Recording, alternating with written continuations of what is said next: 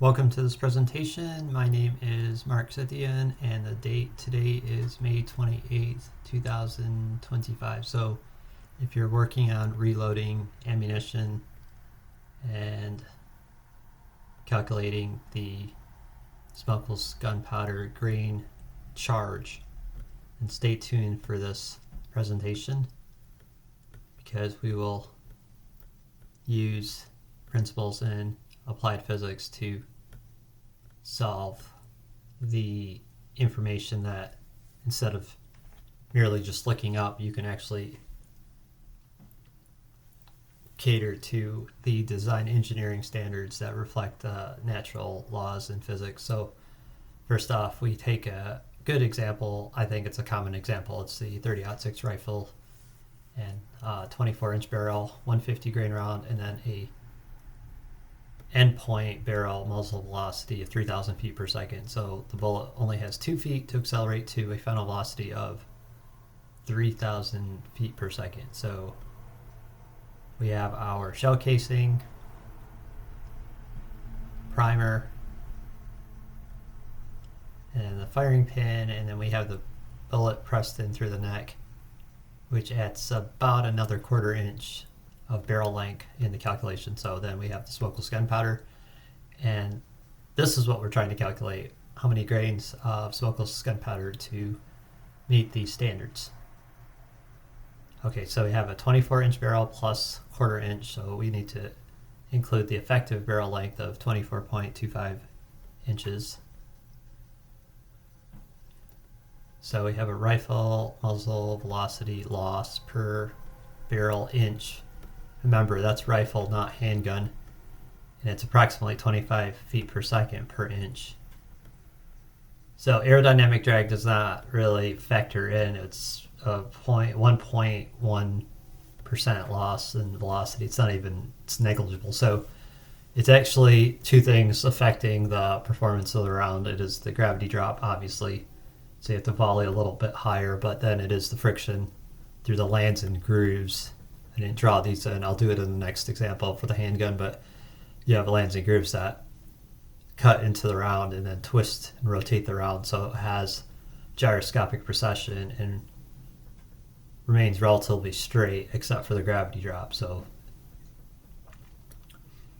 that's the geometric average across all calibers. So it is said there's no one size fits all, but if you use in this case, the geometrical average based on fractional exponents and use the statistical and geometrical averages, you can approximate about a negative 25 feet per second loss per inch, only relevant to rifles.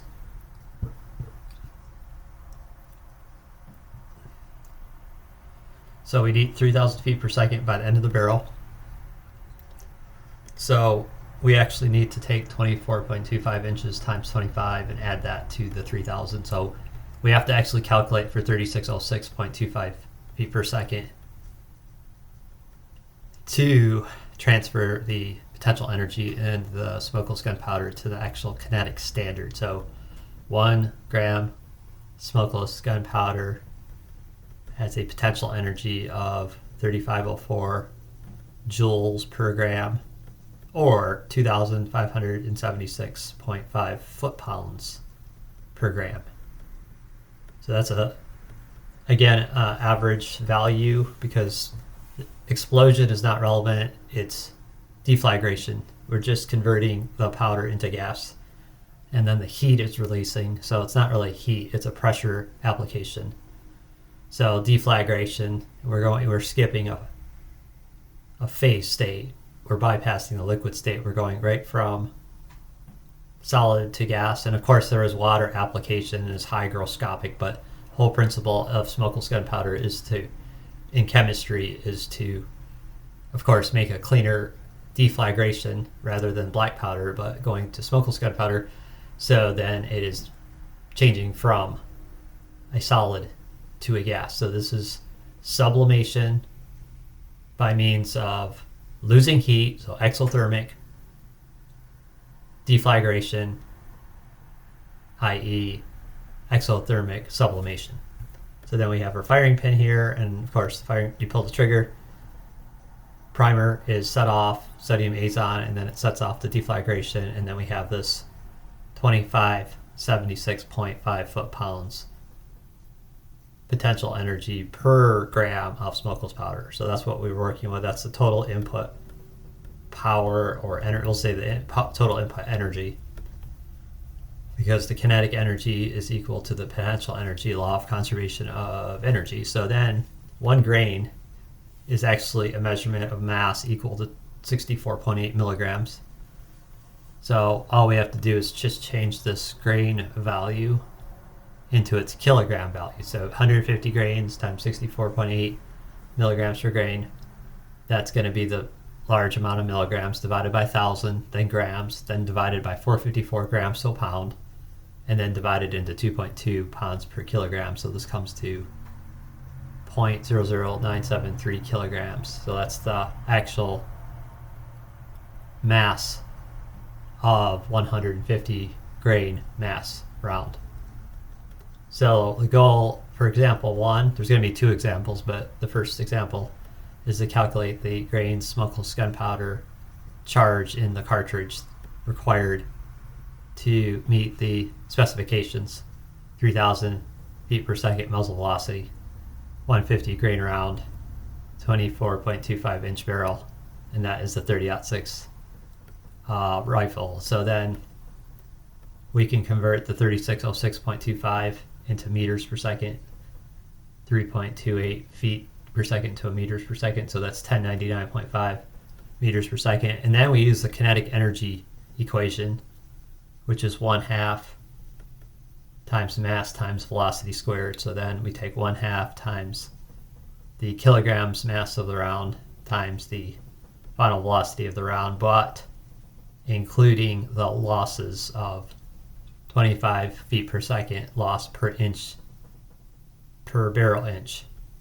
Then we square that value. So we get 5881.3 joules of potential energies required. So we'll just convert that to foot-pounds, divide this into 1.36, and so that's 4324.5 foot-pounds potential energy. And so we can just divide that into the potential energy of 1 gram of smokeless gunpowder until we get 1.68 grams smokeless gunpowder, and then we multiply this times 1,000 to get milligrams. 1680 milligrams divided by 64.8, and then we get 25.93 grains. So approximately 26 grains, and that is actually a pretty good standard on the 30-06 rifle, the 26 grains of smokeless gunpowder. So instead of having to look things up, you can just figure it out using applications physics or engineering physics.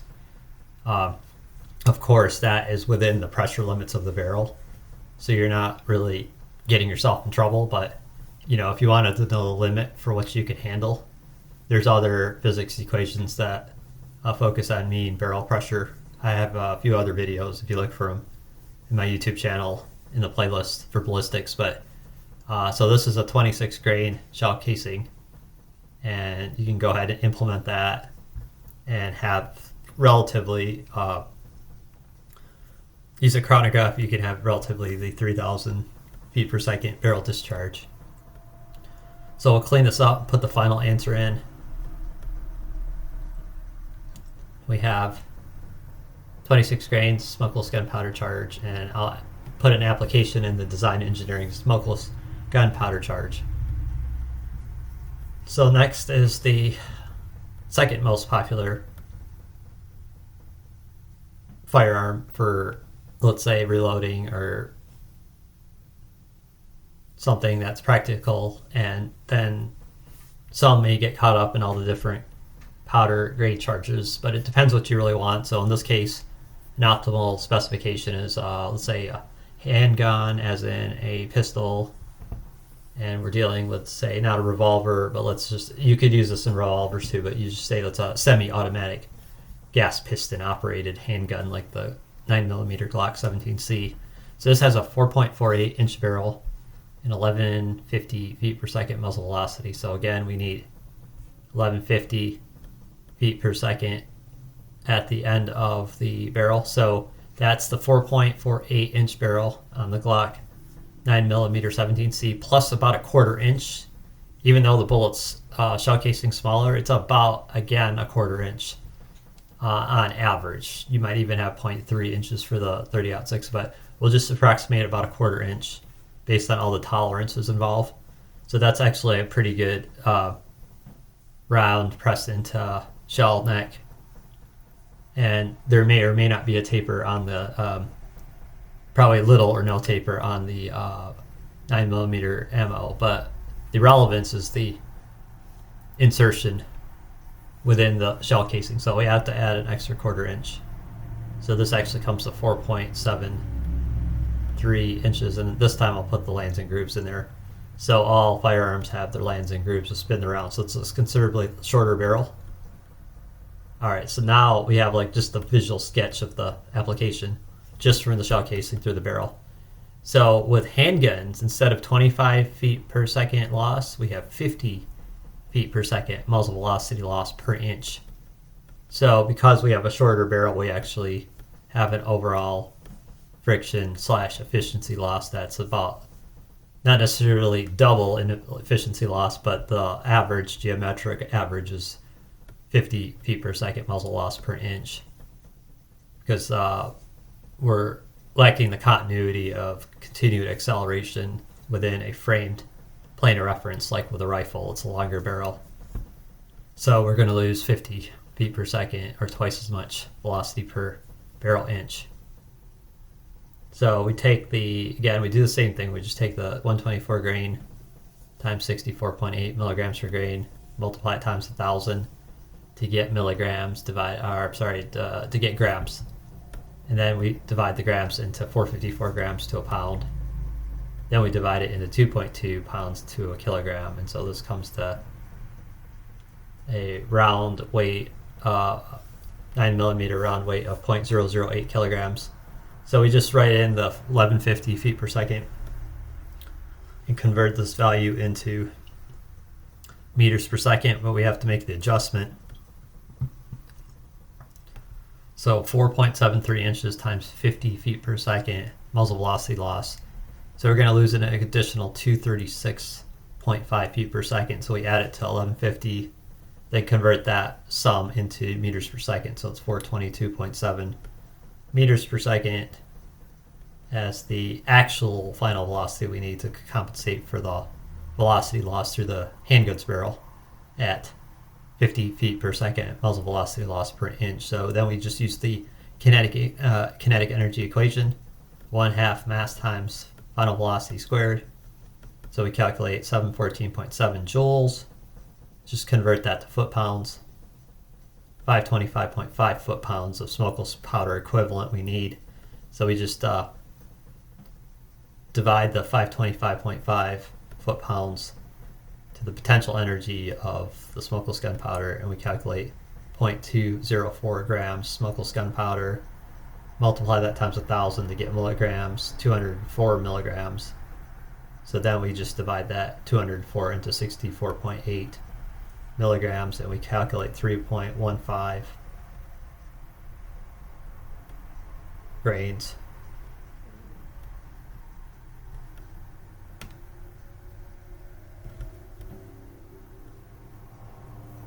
So the final answer for the Glock 9mm 17C with a 4.48 inch barrel, 124 grain round, 1150 feet per second muzzle velocity is 3.15 grain smokeless powder. So you'll see a chart about 3 to 4.5.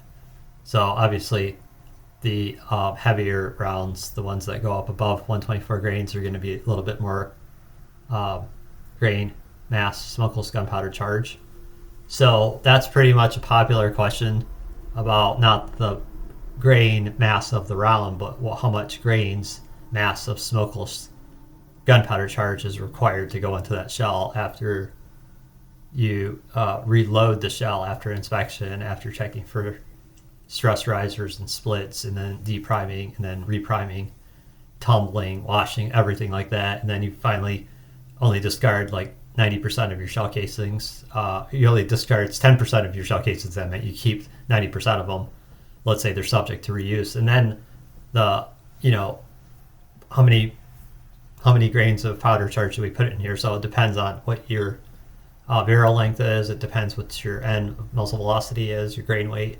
So now you can just use the kinetic energy equation and figure that out pretty quickly. So you put in 3.15 grains in a typical 9mm Glock 17C 4.48 inch barrel with a 1/4 inch add-on for the round pressed in, 124 grains, 1150 muzzle velocity. You're going to need 3.15 grains smokeless powder, and then chances are, if you just verify that for safety, you see a chart that says about 3.2 or 3.1. 3.2 is probably what you'll get on that, and 3.3.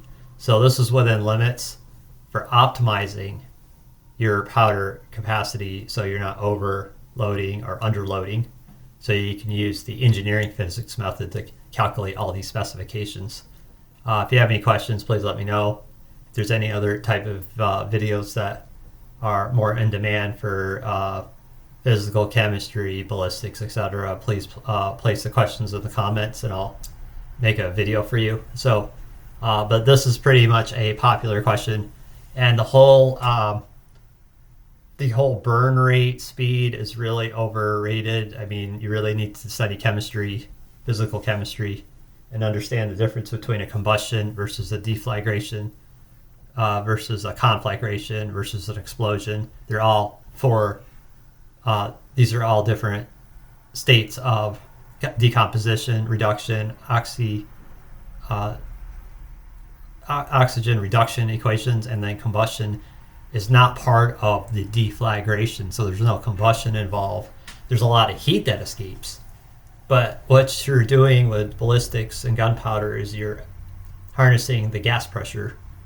You're releasing the heat. The heat is very little to do with the acceleration of the round. It's the pressure that builds up. So this is approximately 3504 joules per gram, and if you divide that value by 1.36, you get the foot-pounds per gram.